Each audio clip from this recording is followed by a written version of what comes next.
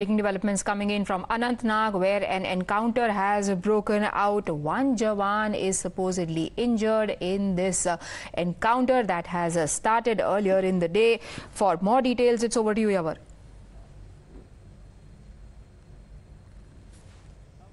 As of now, this encounter is still underway in the Kokernag village in the South Kashmir's Anantnag. Now, let me straightly take you to the spot. Now, see, this is the actual scene where this encounter has broken out. Now, on the other side, Shafiq is showing you that this is the forest zone. So, it takes a bit of a more time for the security forces to encircle these militants. Now, in an initial exchange of firing, the army has suffered the non-fatal casualty of two of its Jawan. One is said to be the CO and one is Major. In fact, the DSP Operations of the J&K Police is also said to be the injured in this encounter. All have been shifted to the hospital for medical attention.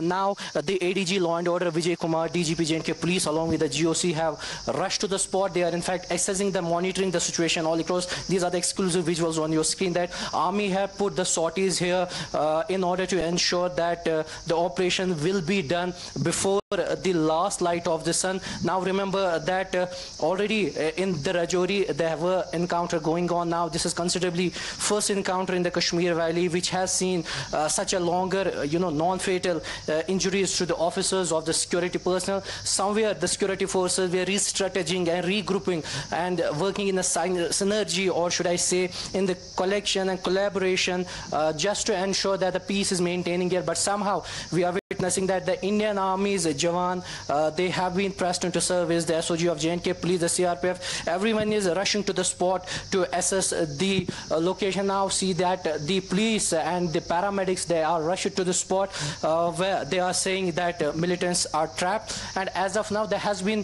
the lull in the gunfight, how the search operation has been intensified in that particular place. Back to you. Right. Do we have any more details on the terrorists that might have been holed up in this area? What about the search operations status? Well, the search operation is still intact in the area. There have been some exchange of gunfire in the initial, which led to the non-fatal casualty of the security officials.